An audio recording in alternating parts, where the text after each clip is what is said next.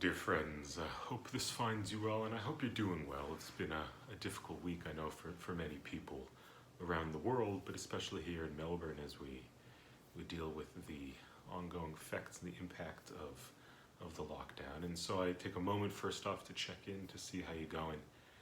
And if I can help with anything, please do not hesitate to reach out.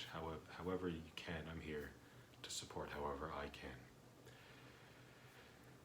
Every week we turn to the Torah for some inspiration, for some guidance, for some comfort. And I want to draw on some of the lessons from this week's Parsha. This week's Parsha is, of course, Parshat Matot Maseh, double Parsha that brings us to the close, to the end of the book of Bamidbar. And Matot Maseh is the largest reading that is possible. You know, it's a double Parsha. And it includes within it many fascinating things, but I want to take a moment to focus on the laws of the Ir Miklat, the cities of refuge. The law goes, and it's a wild one, that if a person kills someone else inadvertently, so they didn't do it with intention, but they were negligent in how and what they did, and they accidentally killed somebody else, then the family members of the victim in those days were actually able to kind of take some form of vigilante justice, take revenge.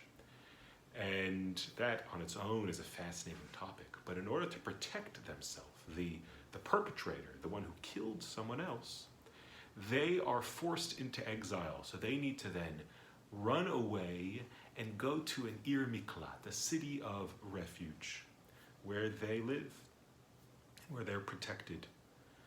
Now, there are so many really fascinating and powerful laws that emerge from the Ir Miklat, the concept of the city of refuge. But I want to focus on a really fascinating point.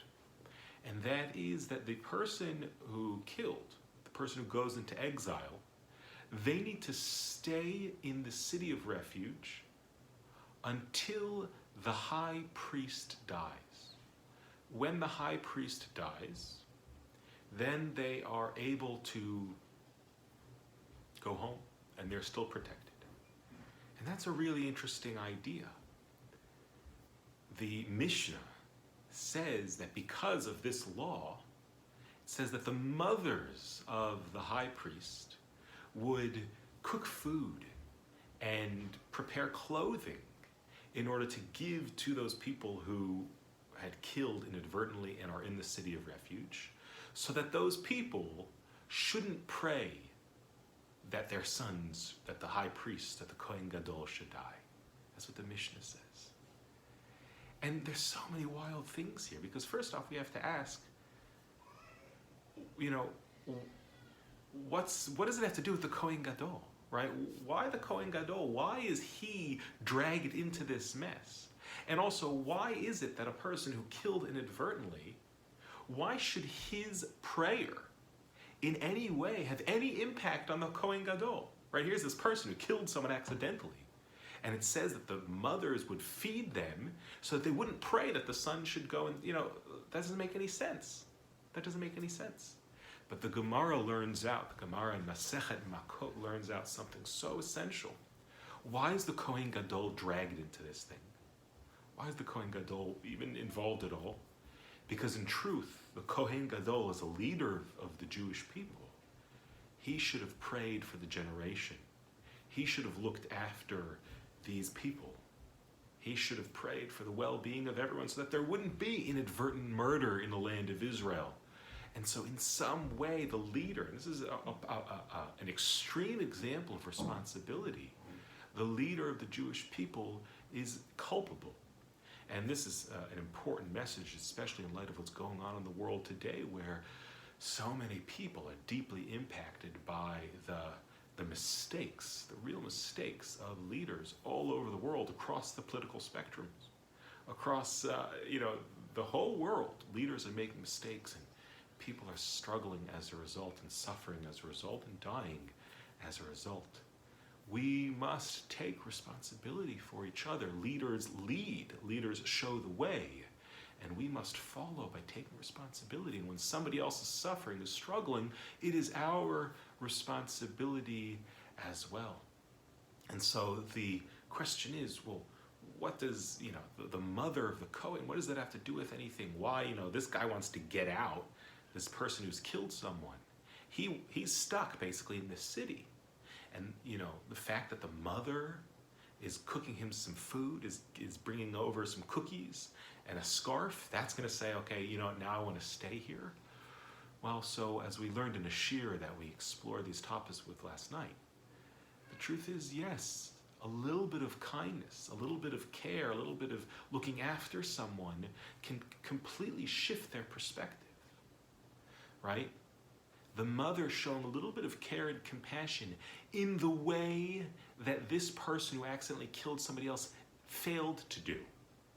This person who killed someone, even though they didn't purposely do it, they didn't show care and compassion. And that took somebody else's life. And so now the mother of the Kohen Gadol, by showing a little bit of care and compassion, even small things, that can radically transform the perspective of the person who is in exile and help them understand how they have fallen short. I want to finish with an alternative reading that the Gemara presents to this idea that the Mishnah brings, that the mothers would bring food so that those in exile wouldn't pray for their sons to die. The Gemara says something incredible. They have a different reading of the Mishnah. They say the mothers of the high priest would bring food for those people in exile so that the people in exile should pray that the Kohen Gadol should live.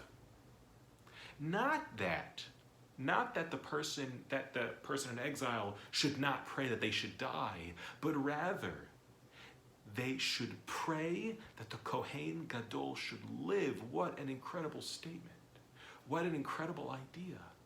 That it is through the kindness of the mother of the Kohen Gadol, of the high priest, they should completely shift the perspective of this person in exile so that they pray for the well-being of the Kohen Gadol. The well-being of the Kohen Gadol is the very thing that is keeping that person in exile, right?